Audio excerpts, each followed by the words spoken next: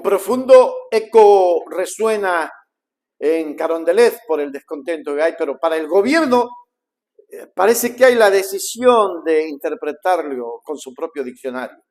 Oiga, hable serio. La contundente victoria del no en la consulta popular, un proyecto emblemático del presidente Noboa, ha sido recibida no con autocrítica, sino con un guión defensivo que roza la negación.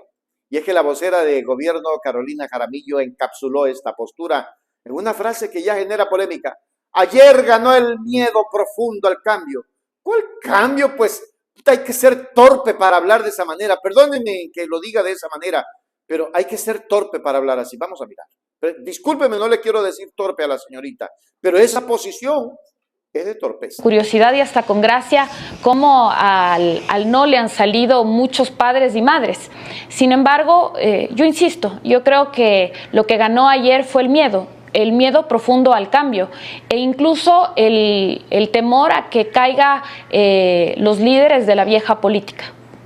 Y es que la vocera de gobierno, Carolina Jaramillo, encapsuló esta postura en una frase que, como decíamos, genera polémica. Ayer ganó el miedo profundo al cambio. Esta sorprendente lectura emitida en Café La Posta desvía la responsabilidad del Ejecutivo y la deposita sobre un electorado al que tachan de temeroso, ignorando la posibilidad de que el no sea un rechazo directo a la gestión, a las formas o al contenido mismo de las preguntas. En lugar de una reflexión, la primera reacción oficial ha sido construir un muro narrativo para minimizar lo que a todas luces es un severo revés político. El intento de desconectar el resultado de la gestión presidencial se hizo aún más evidente en el tenso intercambio de la vocera con la prensa. Cuando se le confrontó directamente sobre si el gobierno estaba invisibilizando el malestar ciudadano, la falta de salud, el pésimo estado de las vías, la crisis de servicios básicos, la respuesta de Jaramillo fue una evasión legalista. El presidente no estaba en la papeleta. La gente dijo no a las preguntas, sentenció.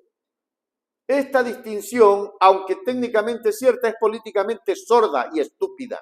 Se niega a aceptar que en la práctica toda consulta impulsada por un mandatario se convierte en un plebiscito sobre su figura y su administración.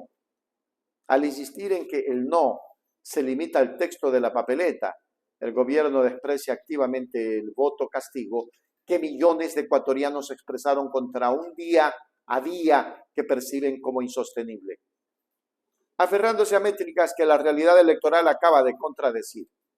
La portavoz afirmó que pese al resultado, el gobierno aún posee datos de aprobación y credibilidad que servirán como punto de partida.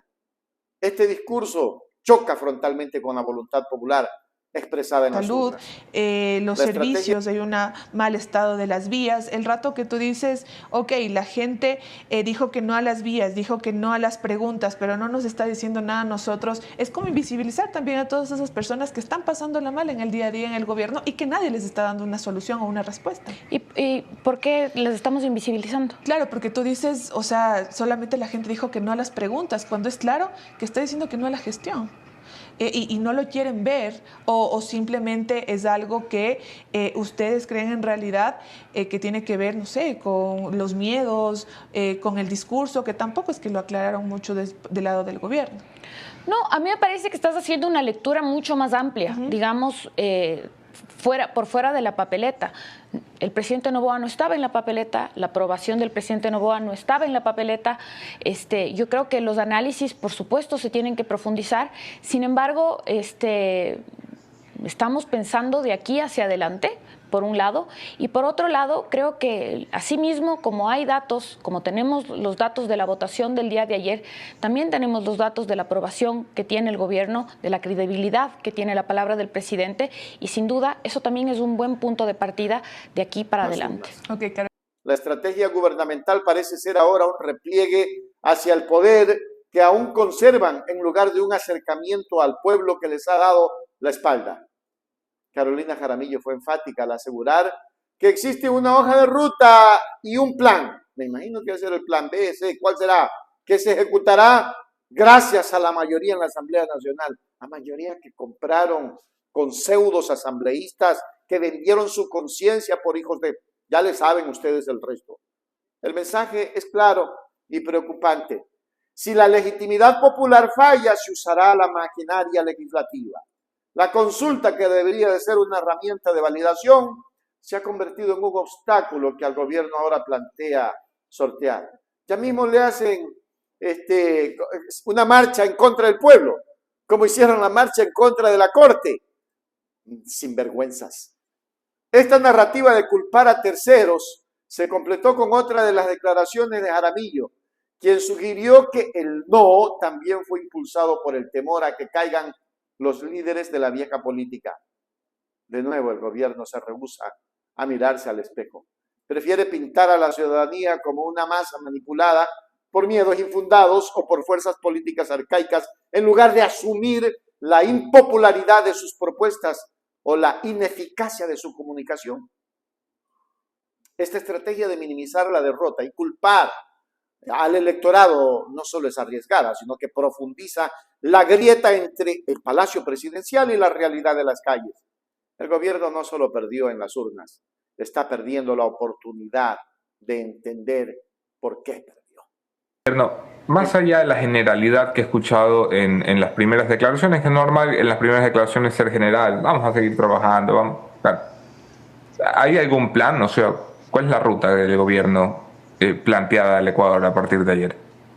Bueno, creo que le corresponde responder esa pregunta al señor presidente en la especificidad. ¿De que existe un plan? Por supuesto, te puedo asegurar que existe un plan. No solo en lo político, sino también en lo legislativo. Seguimos teniendo una mayoría en la Asamblea Nacional y seguramente en las próximas semanas podremos conversar más a detalle del plan. En conclusión, la relación del gobierno a la victoria del no dibuja un panorama de incertidumbre y desconexión. Al atrincherarse en la soberbia retórica del miedo al cambio y en la fría aritmética de su mayoría legislativa, el Ejecutivo envía una señal de que no ha entendido o no ha querido entender el mensaje. La hoja de ruta que prometen, divorciada del veredicto popular, suena más a una imposición que a una solución. En lugar de ajustar el rumbo, el gobierno de Noboa parece decidido a acelerar en la misma dirección, ignorando que los ciudadanos acaban de ponerle un freno de mano contundente.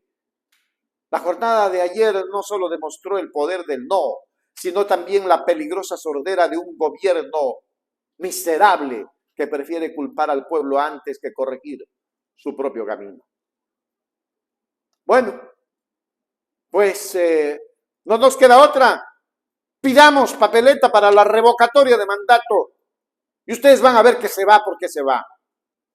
Así de simple, ecuatorianos. Hágase miembro plata, miembro oro, suscríbase a Hechos Ecuador Noticias. Hechos Ecuador, suscríbete ya.